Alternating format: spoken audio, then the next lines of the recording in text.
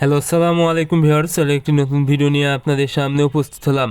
আজকের ভিডিওতে মূলত আমি আলোচনা করব আপনারা যারা মুরগি পালন করেন এই অতিরিক্ত গরমে মুরগিকে স্ট্রোকের হাত থেকে রক্ষা করতে কি করণীয় বা কী ওষুধ ব্যবহার করবেন।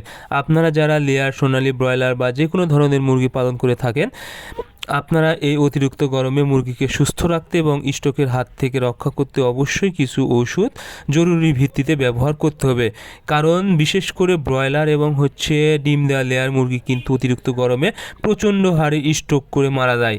দেখবেন অনেক সময় ডিম দেওয়া মুরগি গরমের কারণে ডিম দেওয়া অবস্থায় কিন্তু একদম স্ট্রোক করতেছে এবং কোনোভাবে নাড়াচাড়া করতে পারতেছে না, পা প্যারালাইজ হয়ে যাচ্ছে। এগুলো কিন্তু স্ট্রোকের মাধ্যমে হয়ে থাকে এবং অতিরিক্ত যখন গরম পড়ে তখন কিন্তু এই সমস্যাটা হয়ে থাকে এবং ব্রয়লার কিন্তু একসাথে অনেকগুলো মারা যেতে পারে। এজন্য আপনারা অবশ্যই কিছু যদি ওষুধ ব্যবহার করতে পারেন এবং অনেক কম টাকা।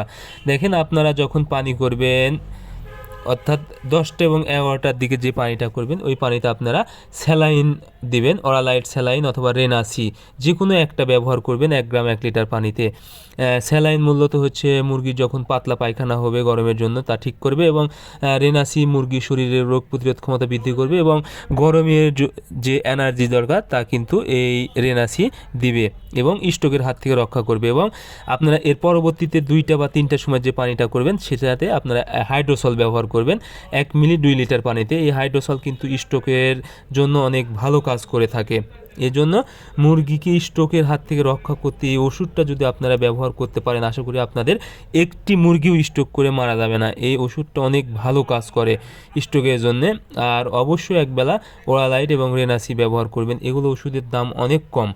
সো আপনারা অবশ্যই মুরগিকে সুস্থ রাখতে, অতিরিক্ত গরমে স্ট্রোকের হাত থেকে রক্ষা করতে এই ওষুধগুলো যদি ব্যবহার করেন, আশা করি আপনাদের প্রতিটা মুরগি সুস্থ থাকবে এবং গরমে কিন্তু অনেক ভালো থাকবে। সো আজকের ভিডিও এই পর্যন্তই। পরবর্তী ভিডিও পেতে চ্যানেলটি সাবস্ক্রাইব করবেন।